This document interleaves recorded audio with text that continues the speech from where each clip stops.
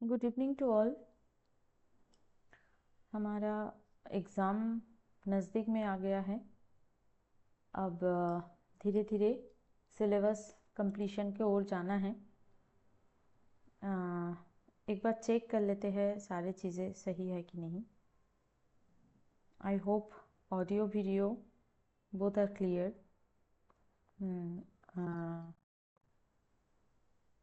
चलिए, आज हम लोग क्लास 41 में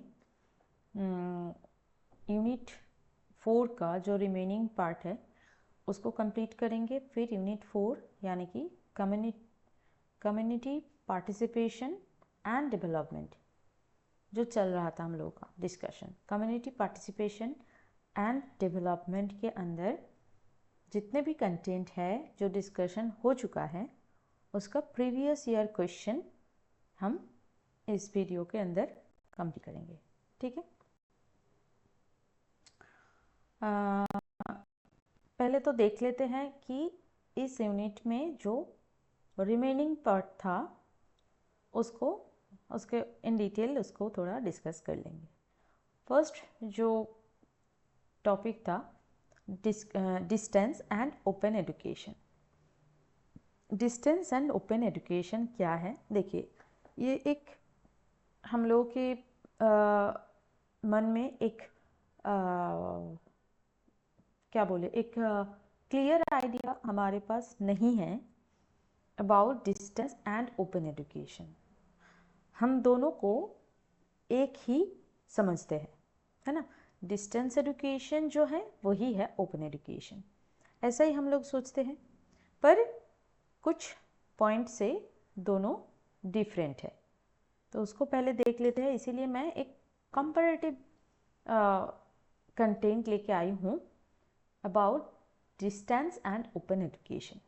ठीक है, कुछ कुछ एस्पेक्ट्स इधर है जिसके बेसिस पे हम दोनों में अंतर भी जानेंगे और इसके साथ साथ individual distance education, individual open education के बारे में आपको नॉलेज मिल जाएगा।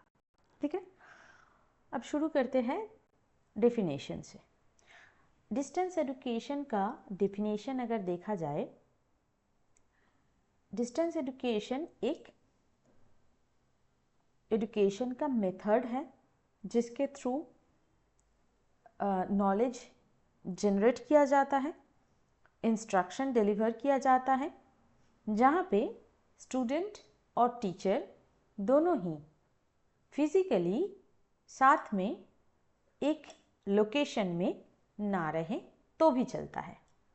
नहीं तो ट्रेडिशनली हम लोगों को क्या पता रहता है, एजुकेशन सिस्टम का कंसेप्ट क्या है कि एक पर्टिकुलर बिल्डिंग हो, चाहे बीनीथ द ट्री हो, जहाँ पे एक टीचर होते हैं और उनके सामने कुछ नंबर्स ऑफ स्टूडेंट्स रहते हैं, जहाँ पे टीचर अपना जो कंटेंट है उसको डिलीवर करते हैं और स्टूडेंट्स उससे कुछ नया सीखते हैं। यही तो एजुकेशन का कंसेप्ट है।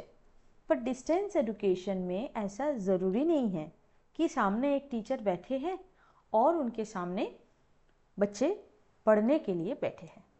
ये जो सिचुएशन है, जो एजुकेशन का हमारे पास एक कंसेप्ट जो ट्रेडिशनली आया है, उससे हट के डिस्टेंस एजुकेशन में ये बोला जाता है कि यहाँ पे भी नॉलेज जनरेट किया जाता है, पर स्टूडेंट और टीचर दोनों एक बिल्डिंग में, एक लोकेशन में रहेंगे ऐसा ज़रूरी नहीं है। ठीक है, और ओपन एजुकेशन में क्या बोला जाता है कि ओपन एजुकेशन भी डिस्टेंस एजुकेशन जैसे लोकेशन फ्लेक्सिबल है, जहाँ पे लोकेशन आपका कुछ भी हो, आप नॉलेज गेन कर सकते हैं।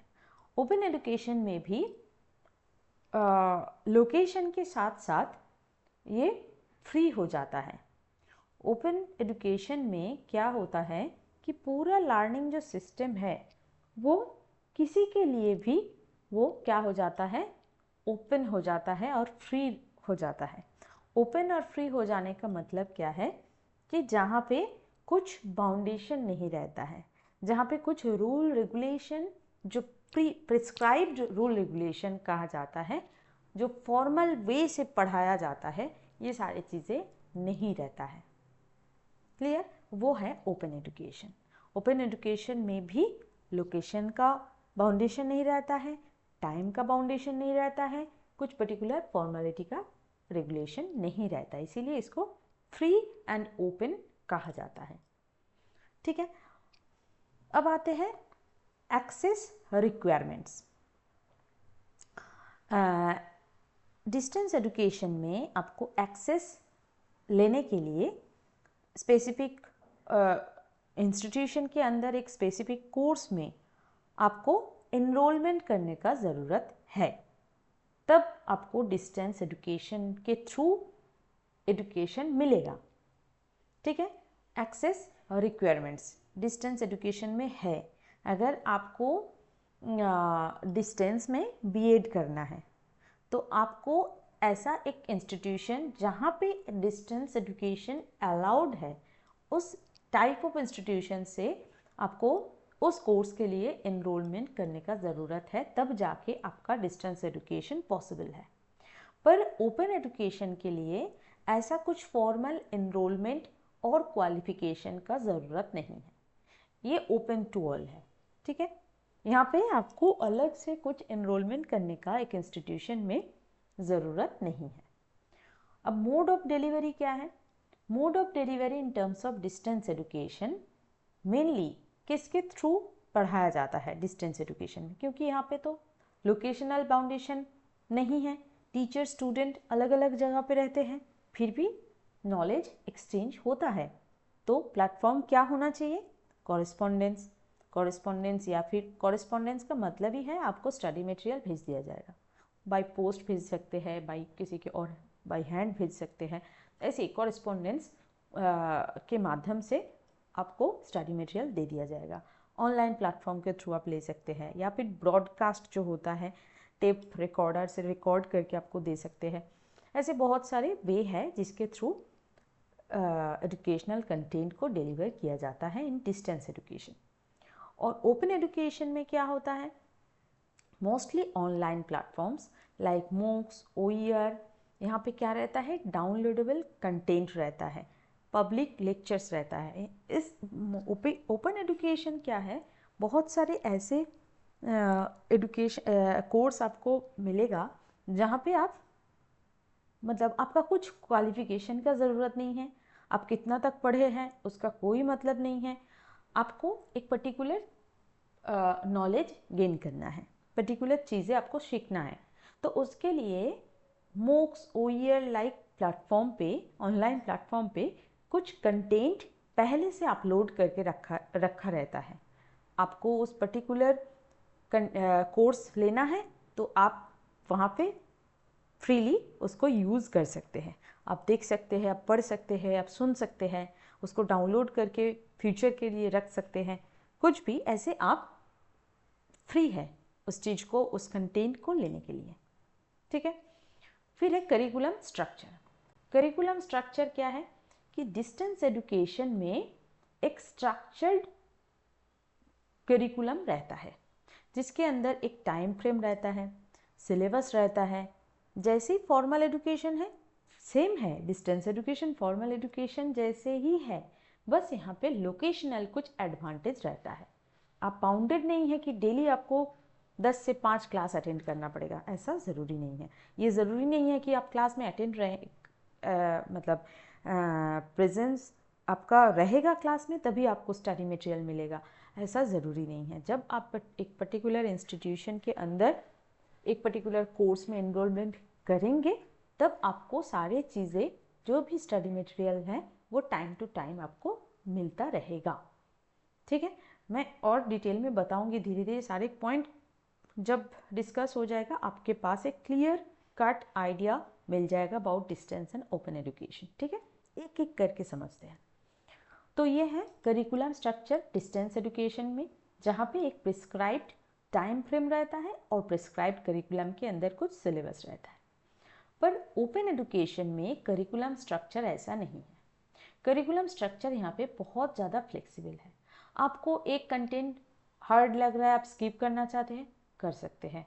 आपको लग रहा है कि नहीं ये कंटेंट मुझे ज़्यादा एम्फेसिस दे के पढ़ना है, तो आप जितने टाइम्स आपको देखना है आप देख सकते हैं। आपके सुविधाएं के अनुसार आप पढ़ सकते हैं। ये है ओपन एजुकेशन, ठीक है, जहाँ पे आपके इंटरेस्ट, आपके पॉजिटिव साइड, आपके आप क्या बोल सकते हैं, इस आप सोचते हैं कि कितना मुझे बेनिफिट मिलेगा इस कोर्स से, उस बेसिस पे आप कंटेंट को लर्न कर सकते हैं। Assessment, regular assessment, assignment, exams distance education में होता है, पर ओपन एजुकेशन में फॉर्मल असेसमेंट का ज़रूरत नहीं है। किसी किसी कोर्स में रहता है तो किसी किसी में नहीं रहता है, ऐसा कुछ बाउंडेशन नहीं है, ठीक है। फॉर्मल असेसमेंट का कुछ बाउंडेशन यहाँ पे नहीं है। फिर है सर्टिफिकेशन। आप पर्टिकुलरली एक इंस्टीट्यूशन से एक कोर्स के लिए एनरोलमेंट किए हैं, तो उस कोर्स का जो टाइम फ्रेम है उसको कवर करना है। फिर उसको उस कोर्स के बेसिस पे जो भी असाइनमेंट दिए हैं उसको सबमिट करना है। आपको जो रेगुलर बेसिस पे असेसमेंट होता है उसके थ्रू जाना पड़ेगा। हो सकता है कुछ प्री टेस्ट वगैरह लेते हैं, या फिर टेस्ट लेते हैं, या फिर एग्ज़ाम्स कंडक्ट करवाया जाता है, तो सारी चीज़ें आपको करनी पड़ेगी इसमें डिस्टेंस एजुकेशन में। पर ओपन एजुकेशन में आपको ऐसा कुछ फॉर्मल असेसमेंट का ज़रूरत नहीं है। ये तो गया। सर्टिफिकेशन क्या है कि ओपन प्रोवाइड्स रिकॉग्नाइज्ड डिग्रीज और certificates, open provides recognised degrees और सर्टिफिकेट्स। रिकॉग्नाइज्ड डिग्रीज या आप अगर बीएड करने जाएंगे आपको बीएड का डिग्री मिलेगा, आप पीएचडी करने जाएंगे आपको पीएचडी अवार्ड मिलेगा डिस्टेंस एजुकेशन में। पर ओपन एजुकेशन में ऐसा ज़रूरी नहीं है कि ऑफिशियली आपको सर्टिफिकेट प्रोवाइड किया जाएगा। कुछ कुछ कोर्स में है तो कुछ कोर्स में नहीं है, बाउंडेशन नहीं है यहाँ पे। Then cost. अब डिस्टेंस एजुकेशन में ट्यूशन फी जिसको बोला जाता है, रजिस्ट्रेशन फी, ये सारे है, ठीक है। पर ओपन एजुकेशन में ये बेसिकली फ्री में होता है। मूक्स या फिर ओईआर में जो कंटेंट प्रोवाइड किया जाता है आपको ऑलमोस्ट फ्री में मिलेगा। और अगर किसी किसी कोर्स में अगर फीस लिया भी जाता है तो वेरी लिटिल, ठीक है, very little amount you have to pay for a particular course. तो मतलब जो कोर्स फी हम बोलते हैं ना वो डिस्टेंस में है पर ओपन में फ्री है, और किसी किसी कोर्स में लो कॉस्ट प्रोवाइड किया जाता है। इंटरैक्शन अगर बोला जाए, डिस्टेंस में इंटरैक्शन बहुत लिमिटेड होता है। टीचर और स्टूडेंट के बीच जो इंटरैक्शन होने का ज़रूरत है वो बहुत कम होता है, लिमिटेड होता है। हो सकता है कुछ फोरम्स ऑर्गेनाइज किया गया है जहाँ पे टीचर रहेंगे और बाकी स्टूडेंट्स रहेंगे, डिस्कशन होगा, डिस्कशन फोरम, या फिर किसी एक दिन वीडियो कॉन्फ्रेंस के थ्रू कुछ हार्ड टॉपिक जो है उसको डिस्कस कर देते हैं टीचर, या फिर ईमेल के थ्रू भी टीचर और स्टूडेंट इंटरेक्शन कर सकते हैं। पर ओपन एजुकेशन में क्या होता है, यहाँ पे कुछ ऐसा टीचर ही रहेंगे ऐसा कुछ नहीं है। एक कोर्स अपलोड कर दिया जाता है, आप अपने अकॉर्डिंग उसको पढ़ सकते हैं। अगर कुछ क्वेरी होगा तो आपको उसके लिए फोरम प्रोवाइड किया जाता है, पर वो भी लिमिटेड है। आपको अपने हिसाब से ही ओपन एजुकेशन में पढ़ना पड़ता है। यहाँ पे ऐसा कुछ 1:1 टीचर स्टूडेंट डिस्कशन नहीं होता है। Then target audience.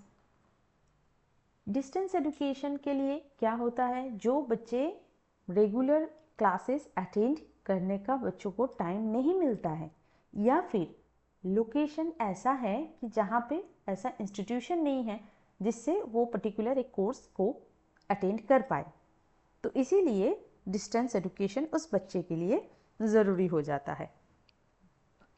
या फिर जो मतलब ऑलरेडी सर्विस में हैं उन लोग भी डिस्टेंस एजुकेशन से अपना पढ़ाई, अपना डिग्री लेते हैं। और ओपन एजुकेशन में ऐसा कुछ बाउंडेशन नहीं है। आप सर्विस में हैं या फिर सर्विस से पहले हैं या फिर आप रिटायर्ड हैं, यहाँ पे कोई बाउंडेशन नहीं है। कोई भी यहाँ पे आके अपना कुछ लर्न कर सकते हैं, कुछ नया चीज़ जो ट्रेंड में है या फिर जो इन फ्यूचर फेमस हो सकता है, आपको कोई भी कोर्स सिलेक्ट करके उससे पढ़ाई कर सकते हैं। अब एग्जाम्पल पे आते हैं। डिस्टेंस एजुकेशन के लिए इग्नू है, ये तो आप लोग नाम सुने ही होंगे। Indira Gandhi open university, national open university, national open university यही है एक national open university. Then Coursera, Coursera में पेड प्रोग्राम्स रहता है। कोर्सेरा पे आपको फ्री में नहीं मिलेगा। इग्नू में भी पैसा लगता है पर उसका अमाउंट कम रहता है, पर कोर्सेरा में आपको थोड़ा महंगा वाला कोर्स मिलेगा और अच्छा भी मिलता है। और ओपन एजुकेशन के लिए NPTEL से आपको चीज़ें मिलेंगी, बहुत सारे कोर्सेज इसका आप देख सकते हैं, यूट्यूब में भी डाल के रखते हैं। स्वयं में फ्री कोर्स मिलता है। एडेक्स, MIT ओपन कोर्सवेयर, ये सारे बहुत सारे हैं, पर हमारे देश में जो चलता है वो ज़्यादातर NPTEL का चलता है, स्वयं का चलता है। तो यहाँ पे जितने भी कोर्सेज रहता है उसके लिए कुछ फाउंडेशन नहीं रहता है, कोई भी आके यहाँ पे कोर्स ले सकते हैं और सर्टिफिकेट भी किसी कोर्स से देते हैं। तो ये है distance education and open education का कंपैरेटिव एक एनालिसिस। आई होप इससे आपको जो इसका बेसिक जो कंसेप्ट है डिस्टेंस एंड ओपन एजुकेशन का, ये क्लियर हो गया होगा। ये हिंदी में यहाँ पे मैं दे दी हूँ, आप लोग देख लीजिए। उसके बाद आते हैं और एक टॉपिक बच गया था, वो है government initiatives towards educational policies. Educational policies लेके गवर्नमेंट का क्या क्या इनिशिएटिव्स है in terms of women education, Dalit education, tribal education, adult education, distance and open education. सारे के सारे जितने भी टॉपिक यहाँ पे मेंशन है, उस बेसिस पे गवर्नमेंट ने क्या इनिशिएटिव लिए हैं, एजुकेशनल पॉलिसी लिए है, उसको आपको मालूम होना चाहिए।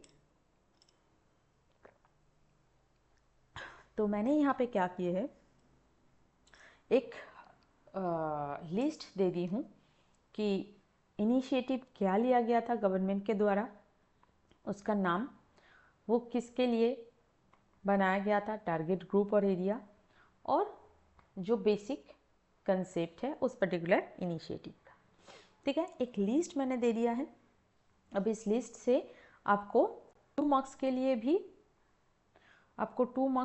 भी आप आराम से इसको मतलब आपका आंसर आप दे सकते हैं। 2 मार्क्स के लिए क्वेश्चन जो आता है, और इस टॉपिक से मेरे ख्याल से 2 मार्क्स से ज़्यादा लेंदी क्वेश्चन नहीं पूछा जाएगा, government initiatives towards educational policies. तो ये जो लिस्ट मैंने दिया है, इसको अच्छे से देख के जाइएगा, 2 मार्क्स आपका पक्का हो जाएगा। ठीक है, तो पहले देखते हैं first initiative, national education policy NEP 2020। इसको तो पहले ही बोल देना चाहिए, क्योंकि ये ऐसा एक मतलब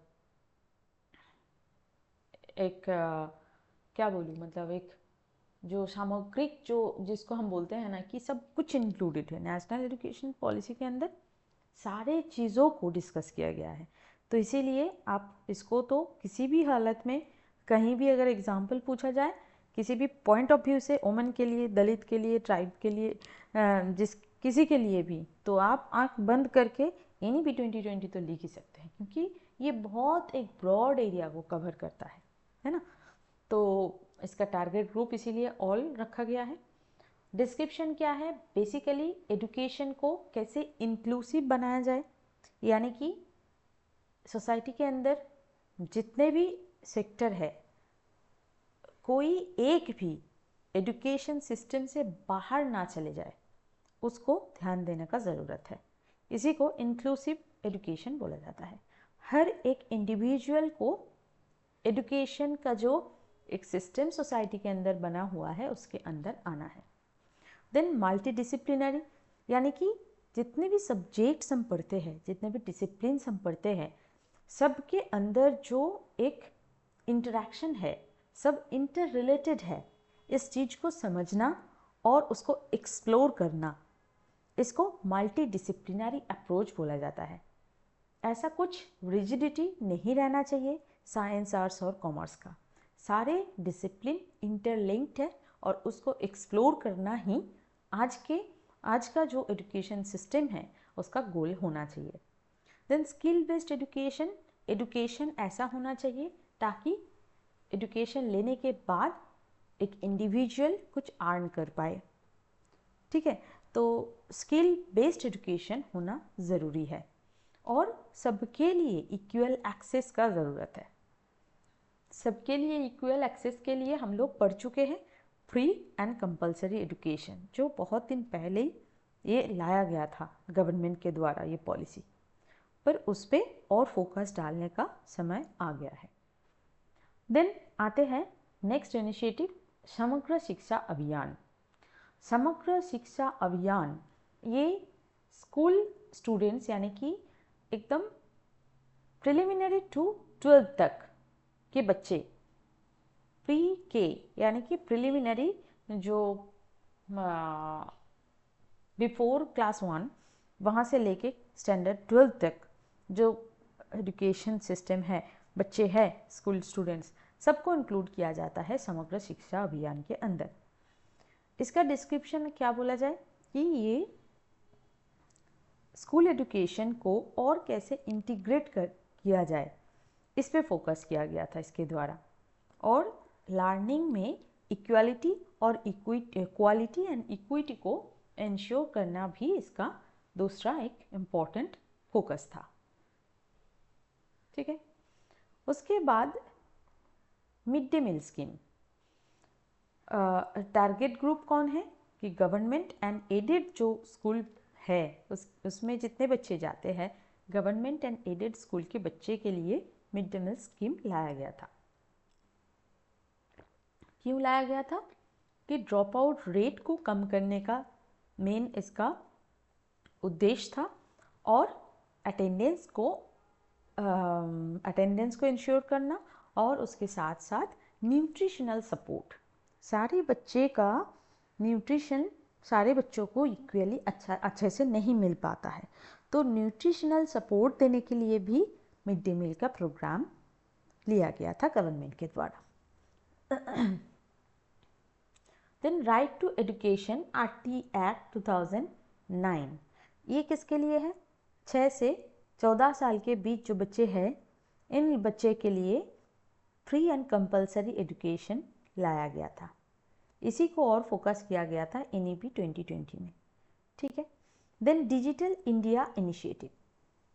डिजिटल इंडिया इनिशिएटिव जो बच्चे रूरल साइड से हैं उन लोगों के लिए ये बनाया गया था। मेनली दीक्षा, ई पाठशाला, स्वयं, NPTEL, इसके द्वारा कैसे डिजिटल लर्निंग को प्रमोट किया जाए, इस पे फोकस किया गया था।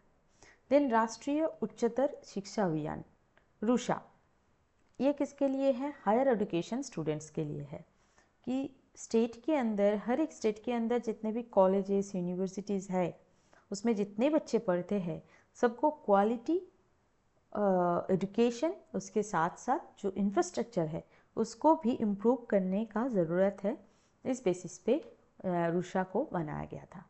Then national digital library of India NDLI, ये सारे लर्नर्स के लिए है जहाँ पे आपको डिजिटल रिसोर्स में फ्री एक्सेस मिलेगा। वहाँ पे आपको टेक्स्ट बुक मिलेगा, जर्नल्स और वीडियोस, सारी चीज़ें मिलेगा। देन स्किल इंडिया मिशन, ये बेसिकली यूथ के लिए है।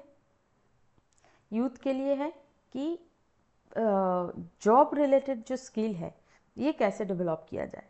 इसके अंदर वुमेन और मार्जिनलाइज्ड ग्रुप को भी इंक्लूड किया गया था। Then Eklavya model residential school EMRS बोला जाता है, ये ट्राइबल स्टूडेंट्स के लिए था, जहाँ पे रिमोट एरिया में जो ट्राइबल बच्चे हैं उनको रेसिडेंशियल स्कूल के माध्यम से क्वालिटी एजुकेशन प्रोवाइड करने का एम था एकलव्य मॉडल रेसिडेंशियल स्कूल का। देन PM ई विद्या,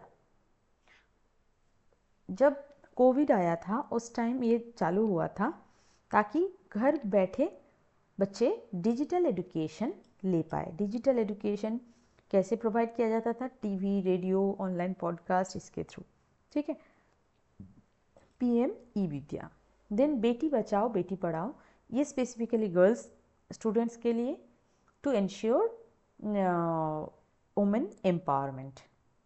देन कस्तूरबा गांधी बालिका विद्यालय KGBV, ये SC ST OBC BPL यानी कि जो मार्जिनलाइज्ड सेक्शन से जो गर्ल चाइल्ड बिलोंग करते हैं उनके लिए।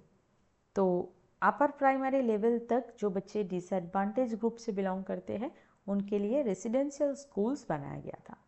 ये बहुत दिन पहले का है। Then post matric scholarships for SC ST OBC, ये जो मार्जिनलाइज्ड सेक्शन है उनके बच्चों के लिए फाइनेंशियल सपोर्ट देने के लिए पोस्ट सेकेंडरी एजुकेशन तक फाइनेंशियल सपोर्ट देने के लिए ये बनाया गया था। The national scheme for incentive to girl child, national scheme for incentive to girl child, जो सिंगल गर्ल चाइल्ड का जो स्कीम है ना उसी को बोला जाता है national scheme for incentive to girl child, कि सेकेंडरी एजुकेशन तक गर्ल चाइल्ड अपना पढ़ाई कंटिन्यू करे, इसलिए फाइनेंशियल इंसेंटिव दिया जाता है। उसके बाद है एडल्ट एजुकेशन प्रोग्राम, पढ़ना लिखना अभियान। ये एडल्ट लर्नर के लिए है, 15+ एज ग्रुप के जितने भी लर्नर्स हैं उनके लिए है। इसका एम है कि 100% एडल्ट लिटरेसी को अचीव करना। स्पेसिफिकली जो रूरल एरियाज़ है वहाँ से जो बच्चे जो लर्नर्स बिलोंग करते हैं और वुमेन जो 15+ एज ग्रुप में हैं और जिनको जो लिटरेट नहीं है पर वो चाहते हैं लिटरेट होना, तो उनके लिए एडल्ट एजुकेशन प्रोग्राम पढ़ना लिखना अभियान आया था। The national institute of open schooling, NIOS जिसको बोला जाता है, ये किसके लिए काम करता है? जो रूरल लर्नर्स है, एडल्ट लर्नर्स है, वर्किंग एडल्ट है, ड्रॉप आउट है, उनके लिए national institute of open schooling NIOS काम करता है। तो मतलब ये distance plus flexible education offer करता है। ठीक है, मतलब प्री यूनिवर्सिटी लेवल तक यहाँ पे पढ़ाया जाता है। मतलब जो ड्रॉप आउट हो जाते हैं या फिर रूरल एरिया से बिलोंग करते हैं या फिर वर्किंग एडल्ट्स है, वो अपने सुविधाएं के अनुसार वो अपना एजुकेशन ले सकते हैं। IGNOU, Indira Gandhi national open university, ये ओपन एंड डिस्टेंस एजुकेशन इससे प्रोवाइड किया जाता है। मतलब बहुत एक लार्ज स्केल ऑफ डिग्रीज यहाँ से मिलता है। बहुत सारे कोर्सेज है इसके अंदर, सर्टिफिकेट कोर्स है, डिप्लोमा है, डिग्री है जो इग्नू ऑफर करता है। देन आश्रम स्कूल्स किसके लिए है? ट्राइबल कम्युनिटीज़ के लिए, ताकि बच्चे रेसिडेंशियल स्कूल्स के माध्यम से जो बेसिक एजुकेशन है वो अटेंड कर पाए, basically tribal children. Then SC ST hostel and scholarship schemes, SC ST बच्चों के लिए कुछ स्कॉलरशिप प्रोवाइड करने का एम लेके SC ST hostel and scholarship scheme लागू किया गया था कि ड्रॉप आउट कम हो जाए और एक्सेस और रिटेंशन एनहांस हो जाए। तो इतने सारे इनिशिएटिव्स हैं जो गवर्नमेंट के द्वारा लिया गया था। ठीक है, इसका लिस्ट आप अच्छे से इससे एक बार देख लीजिएगा, याद हो जाएगा, ज़्यादा कुछ हार्ड नहीं है। अब आ जाते हैं previous year questions from unit 4। Previous year questions from unit 4 2019 to 2023।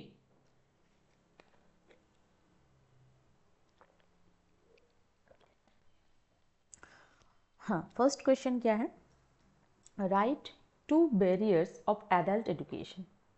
Adult education में क्या क्या 2 बैरियर्स आपको लगता है, आप उसको लिखें। ये दोनों ईयर्स में आया था, 2023 और 2021। ठीक है, 2 मार्क्स में ही आया था।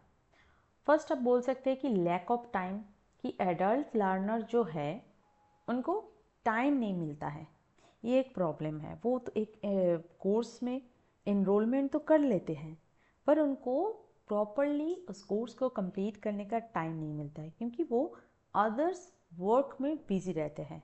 हो सकता है वो होम मेकर है, हो सकता है सर्विस में है, हो सकता है फैमिली इश्यूज़ है। तो ऐसे बहुत सारे रीज़न के कारण मतलब एडल्ट लर्नर्स जो है वो टाइम मैनेजमेंट नहीं कर पाते हैं, एडुकेशन के साथ बाकी चीज़ों को बैलेंस नहीं कर पाते हैं। ये एक बैरियर है एडल्ट एडुकेशन में। दूसरा बैरियर आप बोल सकते हैं कि लो मोटिवेशन और अवेयरनेस, ये भी एक रीज़न है जहाँ पे जो एडल्ट लर्नर है उनको इतना मतलब अवेयरनेस ही नहीं है कि एडुकेशन लेके क्या हो सकता है, इसका क्या बेनिफिट है। तो वो एडुकेशन लेने में खुद से जो सेल्फ मोटिवेशन है ना वो उनके पास नहीं रहता है। तो लैक ऑफ मोटिवेशन भी इसका एक बैरियर हो सकता है एडल्ट एडुकेशन का, है ना। फिर नेक्स्ट क्वेश्चन क्या है कि explain the importance of women education in developing India. Explain the importance of women education in developing India. Women education का इम्पोर्टेंस क्या है इन डेवलपिंग इंडिया में, है ना। 5 मार्क्स के लिए 2023 में ये क्वेश्चन पूछा गया था। First of all economic contribution, अगर एक फैमिली के अंदर मेल के साथ साथ फीमेल मेंबर भी एडुकेटेड हो जाते हैं और उन्हें कुछ जॉब मिल जाता है, तो इससे क्या मेन जो प्रैक्टिकल बेनिफिट वो क्या है कि वो इकोनॉमिकली अपने फैमिली को सपोर्ट दे पाते हैं, है ना। तो इससे क्या होता है, इनडायरेक्टली नेशनल इनकम भी बेनिफिटेड होता है ना। तो इकोनॉमिक कंट्रीब्यूशन फर्स्ट पॉइंट में आप लिख सकते हैं। Next health and hygiene, family के अंदर जो वुमेन मेंबर है वो उनको अगर हेल्थ कॉन्शियसनेस है, हाइजीन के बारे में अच्छे से पता है, तो इससे क्या होता है वो जब अपने फैमिली मेंबर जब बढ़ेगा, जब छोटे बच्चे घर में आते हैं उनको क्लीनलीनेस के बारे में सिखाना, उनको अच्छे से प्रॉपरली उनका हेल्थ का केयर करना, प्रॉपर न्यूट्रिशन प्रोवाइड करना, ये सारी चीज़ें ऑटोमेटिक हो जाता है ना। जब घर के अंदर जो फीमेल मेंबर है वो एडुकेशन लेते हैं, एडुकेटेड होते हैं, उनको नॉलेज रहता है हेल्थ और हाइजीन के बारे में, तब फैमिली में बहुत सारे डिजीजेस भी कम हो जाता है। तो ये भी एक पॉइंट आप लिख सकते हैं। थर्ड पॉइंट में आप बोल सकते हैं कि फैमिली वेलफेयर, अगर मदर्स एडुकेटेड होते हैं तब बच्चे भी मतलब यूजुअली हेल्दियर और बेटर एडुकेटेड बच्चों को भी मिल जाता है ना। फिर सोशल अवेयरनेस भी बढ़ता है, ताकि सोशल अवेयरनेस बढ़ने से जो वुमेन पॉपुलेशन है वो child marriage, dowry, domestic violence के अगेंस्ट जाने का हिम्मत रख पाते हैं। उनको अगर पता ही नहीं रहता है कि अगर हम प्रोटेस्ट करेंगे तो मुझे क्या हो सकता है, ये सारी चीज़ें अवेयरनेस ही नहीं रहेगा तो वो प्रोटेस्ट करेंगे कैसे।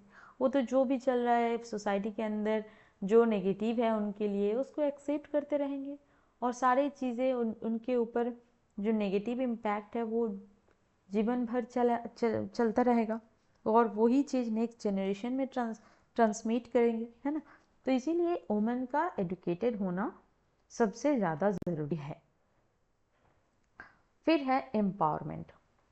एम्पावरमेंट से क्या होता है कि एक इंडिविजुअल अगर एम्पावर्ड रहते हैं तब उससे उसका कॉन्फिडेंस बिल्डअप होता है, डिसीजन ले पाते हैं, डिसीजन लेने का एबिलिटी आता है ना।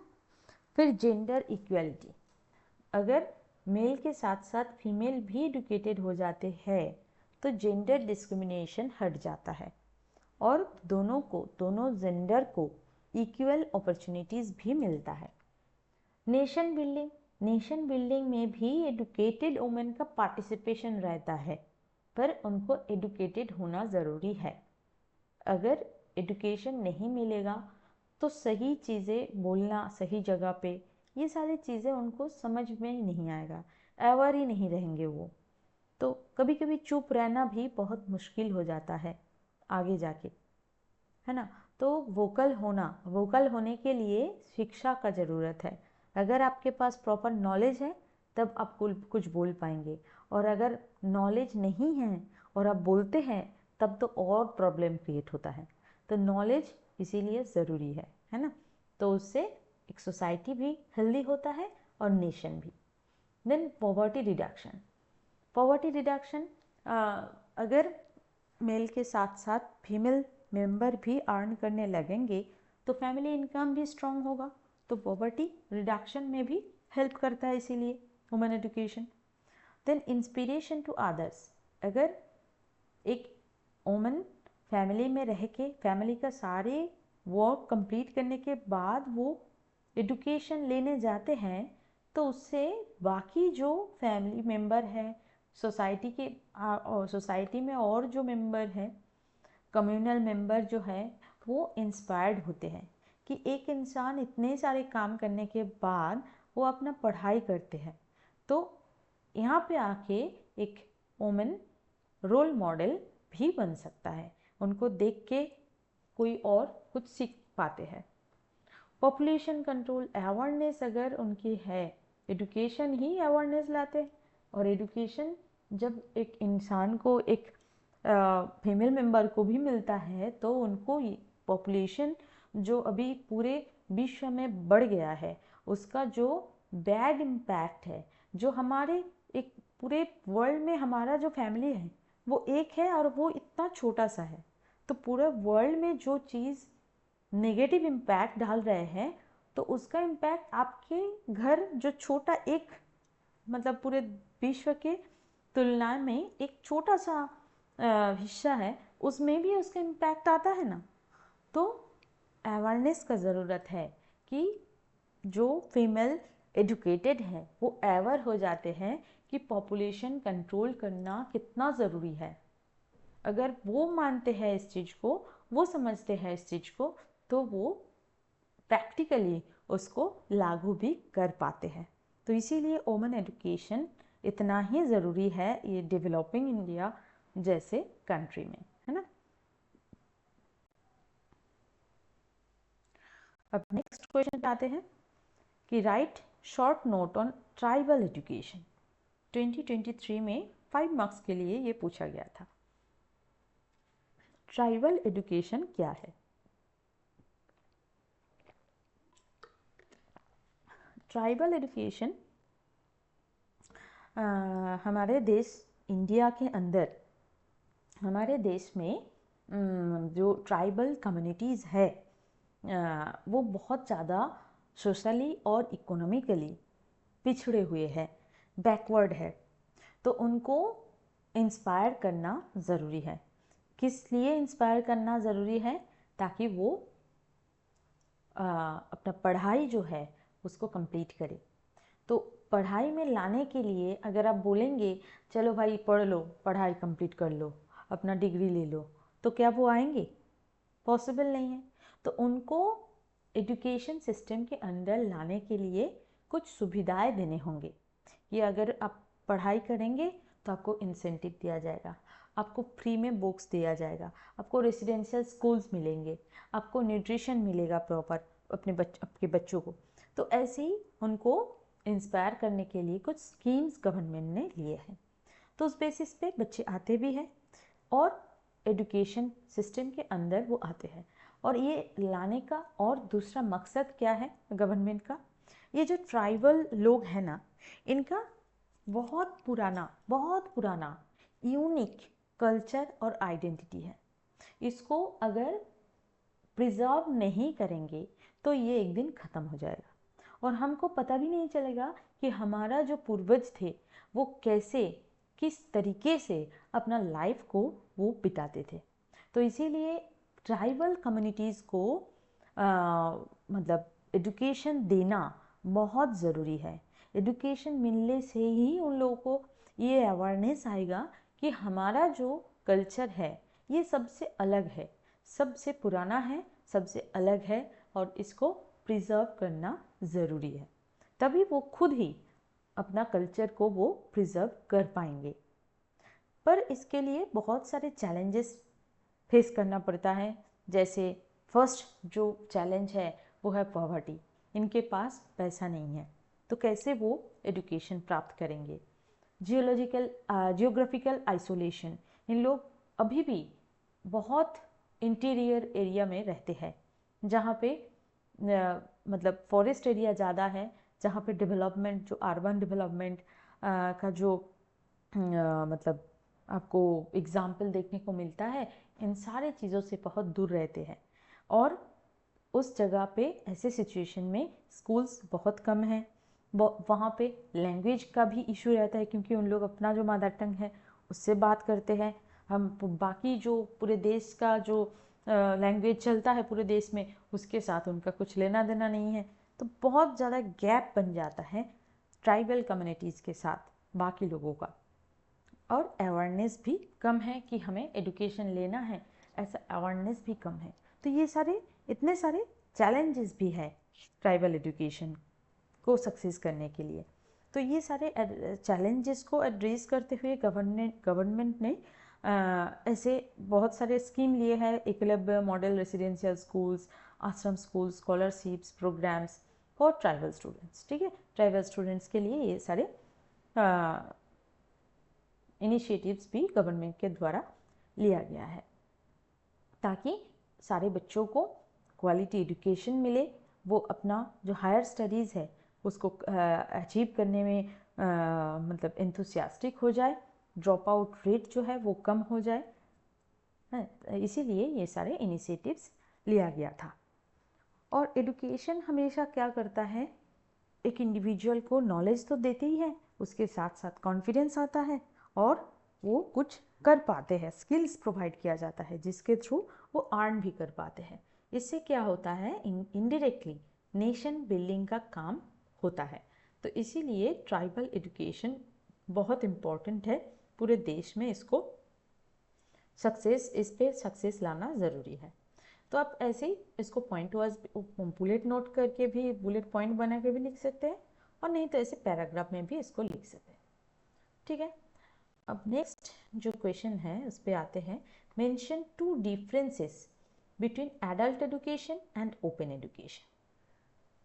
Adult education and open education में क्या अंतर है? एक तो है एडल्ट एजुकेशन, अगर आप दोनों का डेफिनेशन लिख देंगे तो भी 2 मार्क्स के लिए चल जाएगा। एडल्ट एजुकेशन किसके लिए है? Adult education basically 15+ age group के लर्नर्स के लिए है, जहाँ पे बेसिक लिटरेसी स्किल ये सारी चीज़ें दिया जाता है ताकि एक इंडिविजुअल अपना जो लाइफ है उसको और अच्छे से ग्रो कर पाए, जहाँ पे प्रायर एजुकेशन का इम्पोर्टेंस बहुत कम है। ओपन एजुकेशन में प्रायर एजुकेशन का ज़रूरत नहीं है, आप कहाँ तक पढ़े हैं, क्या सर्टिफिकेट है, क्या डिग्रीज है, ये सारी चीज़ें मायने नहीं रखता है। पर आपको यहाँ पे क्या देखना है, बस आपको एक पर्टिकुलर कोर्स में एक्सेस लाने का जो प्रोसेस है वो जानना है। एज रिलैक्सेशन भी है, यहाँ पे एज का कुछ बाउंडेशन नहीं है, टाइम का बाउंडेशन नहीं है, लोकेशन का बाउंडेशन नहीं है। सब सारे ऑनलाइन फ्री प्लेटफॉर्म है जहाँ पे आप कंटेंट को एक्सेस कर पाते हैं। ठीक है, तो सब सारे लर्नर्स के लिए ये एक्सेसिबल है। ठीक है, पर ये टेक्नोलॉजी बेस्ड है, इस चीज़ को याद रखिएगा। ओपन एजुकेशन बेसिकली आपको ऑनलाइन ही मिलेगा, ऑनलाइन प्लेटफॉर्म में ही मिलेगा। तो ये दो आप मतलब दोनों का एक एक करके डिफरेंस अगर लिख देंगे तो चलेगा, मतलब डेफिनेशन लिख देंगे तो चल जाएगा। अब नेक्स्ट क्वेश्चन क्या है कि mention 2 initiatives of the government for the development of tribal education. 2 marks के लिए 2022 में पूछा गया था कि 2 initiatives of government for the development of tribal education. 2 initiatives में एक तो है एकलव्य मॉडल रेजिडेंशियल स्कूल्स, अभी अभी डिस्कस किए हम लोग, रिमोट एरियाज़ में जो ट्राइबल बच्चे हैं उनके लिए। फिर pre matric and post matric scholarship, ये फाइनेंशियल सपोर्ट देने के लिए हायर स्टडीज़ के लिए ट्राइबल स्टूडेंट्स को, ठीक है।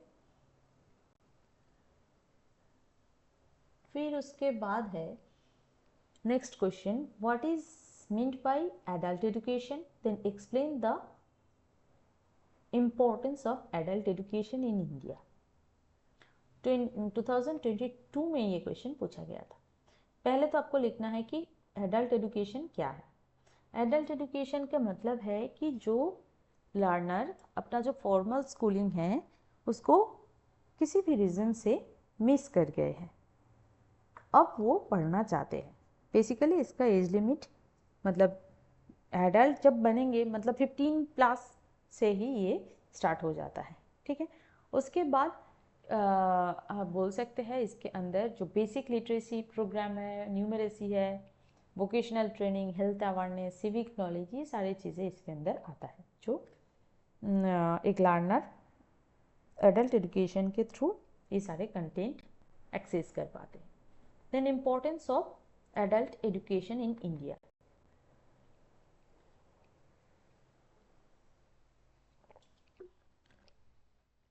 इंडिया में एडल्ट एजुकेशन का इम्पोर्टेंस क्या है? First of all, reduce illiteracy.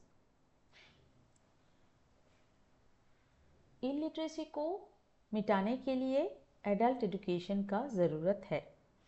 Illiterate population को लिटरेट बनाने में एडल्ट एजुकेशन का ज़रूरत है। हो सकता है जो फॉर्मल एजुकेशन का टाइम पीरियड है उसके अंदर लर्नर को एजुकेशन नहीं मिले है किसी भी रीज़न से, पर बाद में भी तो मिल सकता है। इसी का एक प्रोविज़न है adult education. Then empowers individuals, हर एक इंडिविजुअल को एम्पावर करना यानी कि उसका कॉन्फिडेंस बूस्टअप करना, डिसीजन मेकिंग एबिलिटी को ग्रो अप करना, इन सारे रीज़न के लिए भी एडल्ट एजुकेशन इम्पोर्टेंस है। प्रोमोट्स एम्प्लॉयमेंट अपॉर्चुनिटी मिलता है एजुकेशन के through. Improve family welfare, family के अंदर जो भी चीज़ें हैं इकोनॉमी को छोड़ के, जैसे हेल्थ, हाइजीन, ये सारी चीज़ें भी बेटर हो सकता है एडल्ट एजुकेशन के through. Then encourages civic participation, एक इंडिविजुअल उनका अवेयरनेस बढ़ता है, क्या राइट है, क्या रॉन्ग है, क्या ड्यूटी है, इसका नॉलेज बढ़ता है। तो एडल्ट एजुकेशन इस पॉइंट ऑफ व्यू से भी इम्पॉर्टेंट हो जाता है। देन सपोर्ट्स नेशनल ग्रोथ, अगर एक इंडिविजुअल वो इकोनॉमिकली स्ट्रॉन्ग हो जाएंगे थ्रू स्किल, देन वो इनडायरेक्टली नेशनल जो ग्रोथ है उसमें भी भाग ले सकते हैं। की स्कीम, एडल्ट एजुकेशन के लिए क्या क्या स्कीम गवर्नमेंट के द्वारा लिया गया है?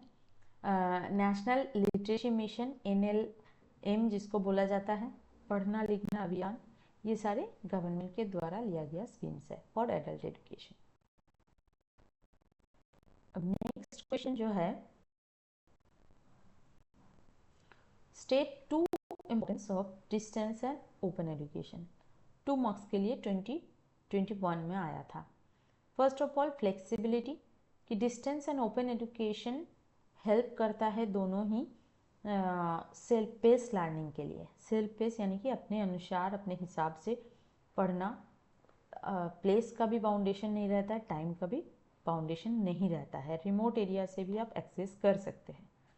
फ्लेक्सिबिलिटी ये। देन एक्सेसिबिलिटी मतलब it provides educational opportunities to those who cannot attend regular classes. अब जिन बच्चों के लिए रेगुलर क्लास अटेंड करना मुश्किल है, वो हो सकता है कि वो पर्सनल इशू जैसे कि वो सर्विस में है, या फिर फाइनेंशियल इशू है, या फिर जियोग्राफिकली वो बहुत रिमोट प्लेस में रहते हैं। तो ऐसे ही अगर देखा जाए तो एक्सेसिबल नहीं है एजुकेशनल अपॉर्चुनिटी लेना जिनके लिए, उनके लिए भी डिस्टेंस एंड ओपन एजुकेशन ज़रूरी है। Then state to importance of Dalit education.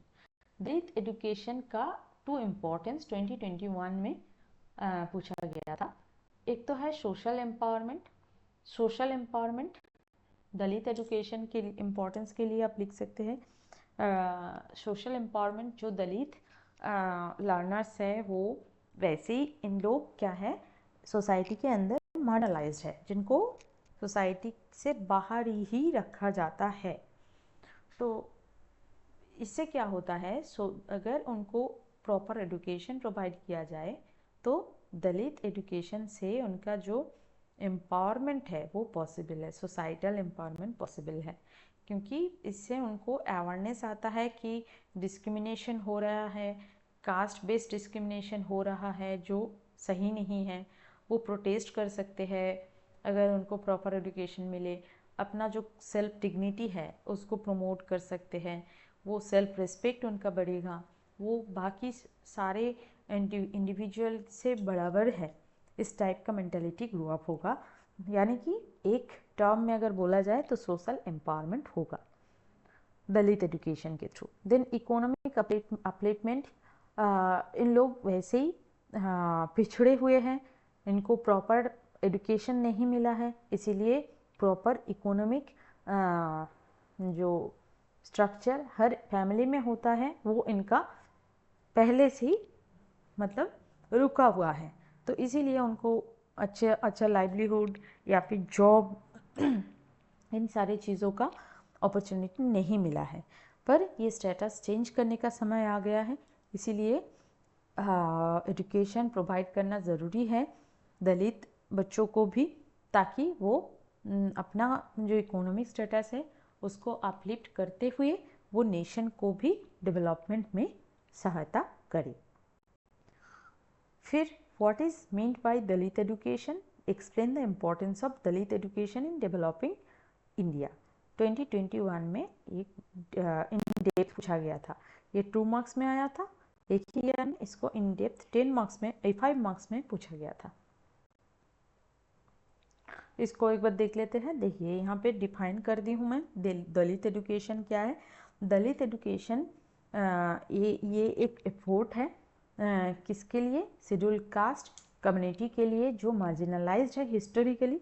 बहुत दिन पहले से ही इनको मार्जिनलाइज कर दिया गया है, तो इनको एजुकेशनल अपॉर्चुनिटी प्रोवाइड करना, उनको एजुकेशन सिस्टम के अंडर लाना, ये है दलित एजुकेशन का उद्देश्य। ठीक है। इसके अंदर कुछ पॉलिसीज़, कुछ positive affirmative policies, scholarships, reservation system Dalit students को प्रोवाइड किया जाता है ताकि उनको क्वालिटी एजुकेशन मिले और वो एजुकेशन में एक्सेस उनको मिले। इसीलिए मतलब दलित एजुकेशन एक इम्पॉर्टेंट इनिशिएटिव है गवर्नमेंट ऑफ इंडिया का। अब इसका इम्पोर्टेंस क्या क्या है एक बार देख लेते हैं। इसके थ्रू अभी हम लोग डिस्कस किया है कि सोशल इक्विटी बढ़ता है। अगर वो अवेयर होते हैं थ्रू एजुकेशन तो कास्ट बैरियर, डिस्क्रिमिनेशन के बारे में उनको पता चलता है और वो प्रोटेस्ट करते हैं इन सारी चीज़ों का। Then empowers marginalised groups. Marginalised group जो है एससी कैटेगरी, एसटी कैटेगरी, इनको क्या होता है कॉन्फिडेंस बूस्टअप होता है, उनका वॉइस वो रेज कर पाते हैं, वो लीडरशिप में भी भाग ले पाते हैं, तो एम्पावर्ड हो पाते हैं एजुकेशन के through. Then improve economic status. अपना जो इकोनॉमिक स्टेटस है उसको भी वो इम्प्रूव कर पाते हैं।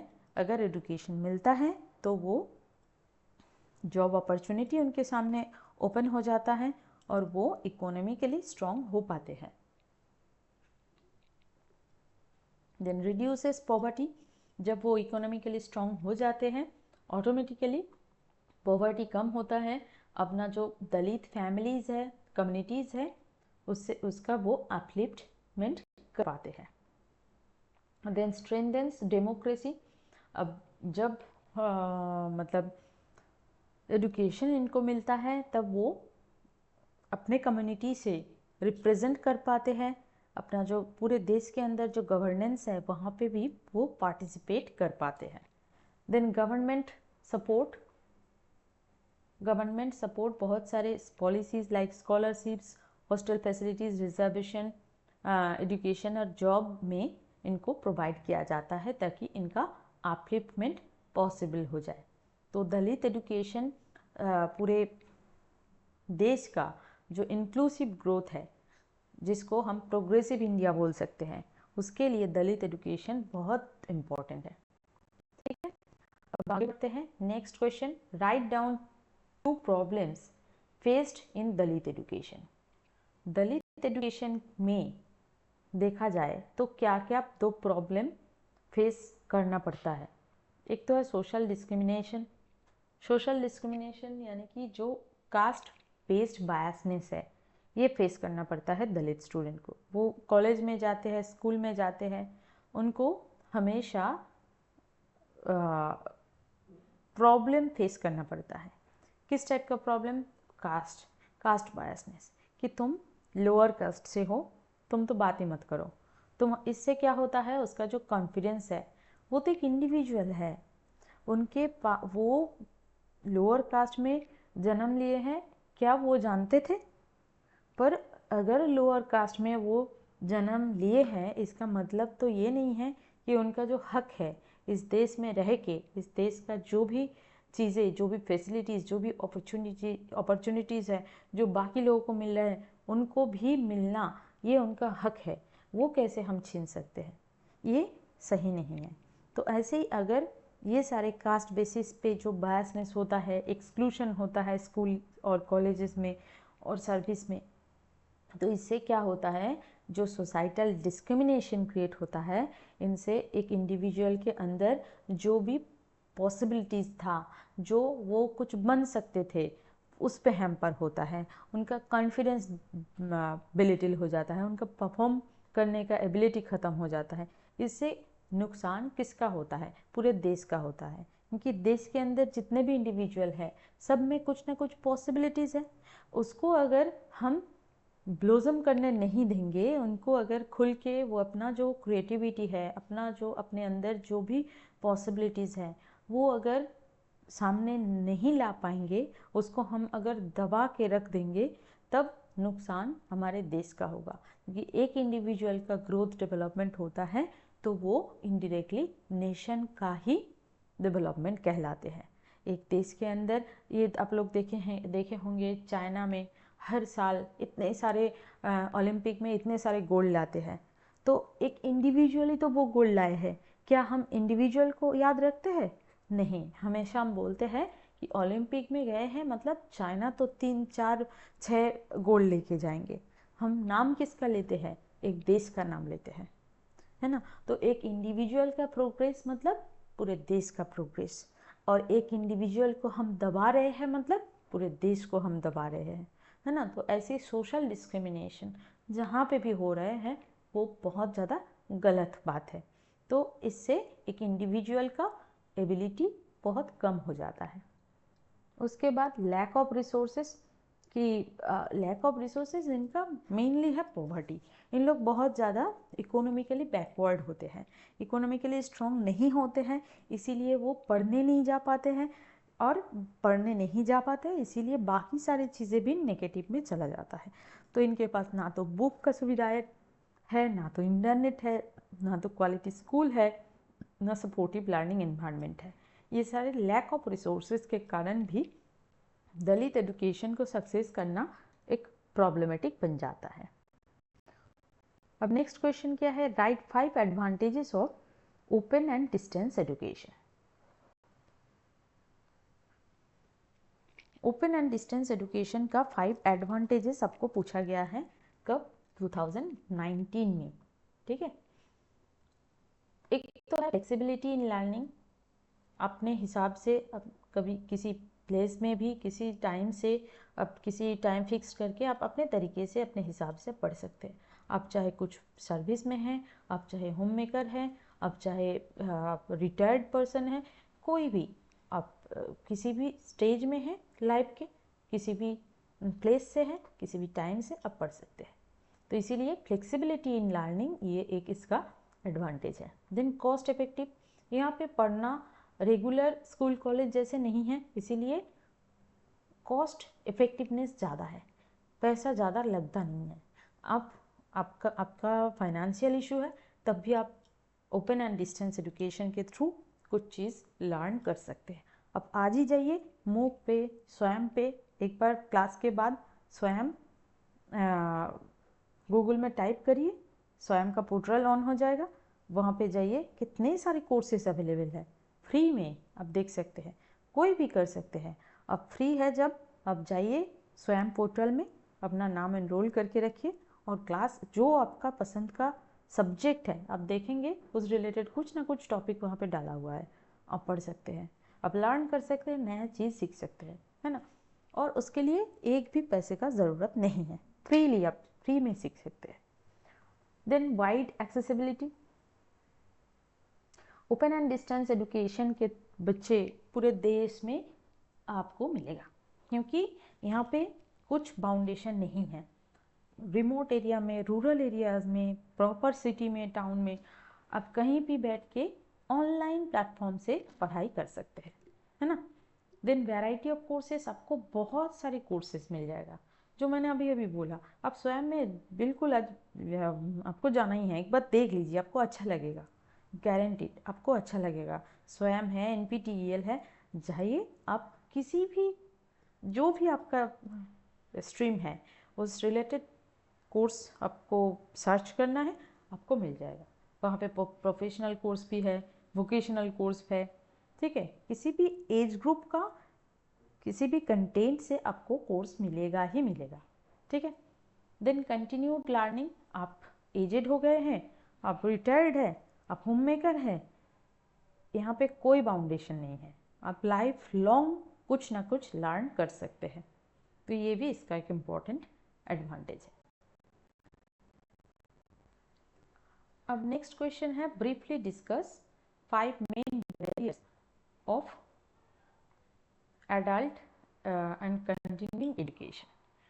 5 बैरियर्स क्या क्या है एडल्ट एंड कंटिन्यूइंग एजुकेशन का? एक तो है लैक ऑफ टाइम, टाइम का एक लैकिंग, एडल्ट एजुकेशन में एक प्रॉब्लम है कि आप काम पे हैं, या फिर आप फैमिली रिलेटेड वर्क में बिजी है, या फिर सोशल रिस्पॉन्सिबिलिटीज़ आपके ऊपर ज़्यादा है, या फिर मतलब किसी भी रीज़न से पढ़ाई रिलेटेड चीज़ों में एंगेज होने में आपके पास टाइम बहुत ज़्यादा कम है।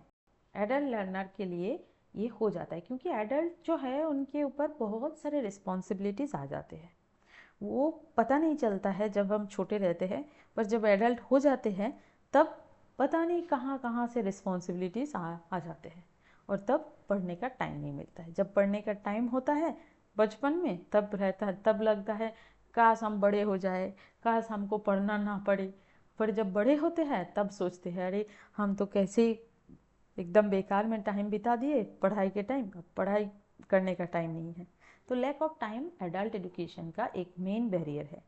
देन फाइनेंशियल कंस्ट्रेंट, आपको पढ़ना है तो आपको फीस देना पड़ेगा, लर्निंग मटेरियल अरेंज करना पड़ेगा, कहीं क्लास अटेंड करने जाने के लिए ट्रांसपोर्टेशन कॉस्ट लग जाएगा, तो फाइनेंशियल कारण से भी आप कभी कभी दूर हट जाते हैं। जो होम मेकर्स है तो उनको बोला जाता है चलो तुम पढ़ने जाओगे तो तुमको तुम्हारा मतलब कैब कॉस्ट ही इतना आ जाता है ट्रांसपोर्टेशन में, तुम मत जाओ भाई, तुम घर बैठे रहो, घर का काम संभालो, इस टाइप का बातें आ जाता है। तो इसीलिए फाइनेंशियल कंस्ट्रेंट से भी एडल्ट एजुकेशन में प्रॉब्लम आ सकता है। Then low motivation and confidence, academic gap अगर हो जाता है तब अगेन एकेडमिक सिनेरियो में आना एक प्रॉब्लमेटिक चीज़ हो जाता है ना। आप बहुत दिन तक पढ़ाई छोड़ दिए हैं और आपको अचानक से पढ़ने बोला गया है, तब मोटिवेशन कहाँ से आता है? नहीं आता है ना, लो रहता है मोटिवेशन। पर धीरे धीरे जब स्टार्ट होता है फिर एडजस्ट हो जाता है। फिर है लिमिटेड एक्सेस टू इंस्टीट्यूशन, बहुत सारे इंस्टीट्यूशन है जहाँ पर एडल्ट को एक्सेस नहीं मिलता है, बहुत कम इंस्टीट्यूशन है जहाँ पे एडल्ट एजुकेशन अलाउड है। तो limitation in limited access in education, ये भी एक पॉइंट है। Then social and cultural barrier, बहुत सारे कम्युनिटीज़ है आज के डेट में भी जो एडल्ट लर्नर को अच्छी नज़र से नहीं देखते हैं। तो वो सोचते हैं कि अरे पढ़ के क्या फ़ायदा, एडल्ट हो गए हैं, इतना रिस्पॉन्सिबिलिटीज़ है, उसको करो, क्या मतलब है पढ़ के। ऐसे ही होते हैं, ऐसा होता है, ट्रेडिशनल कुछ बिलीफ रहता है, इसके चलते भी एडल्ट एजुकेशन पॉसिबल नहीं हो पाते हैं। तो ये सारे मेन बैरियर्स है in terms of adult and continuing education. ठीक है,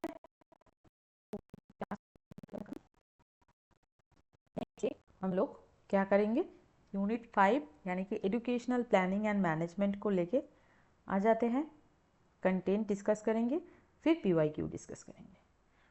तब तक के लिए बाय, गुड नाइट। अच्छे से प्रिपरेशन जारी रखिए। कुछ क्वेश्चंस है तो पूछिए, चैट बॉक्स में पूछ सकते हैं, व्हाट्सएप ग्रुप में पूछ सकते हैं। बहुत सारे लोग मुझे पर्सनल मैसेज भी करके पूछते हैं, उसमें भी कुछ इशू नहीं है, बिल्कुल आप पूछ सकते हैं। हाँ, हो सकता है मैं थोड़ा लेट से रिप्लाई दे रही हूँ अभी के लिए, ऐसा मैं करती नहीं हूँ, तुरंत रिप्लाई देने का कोशिश करती हूँ।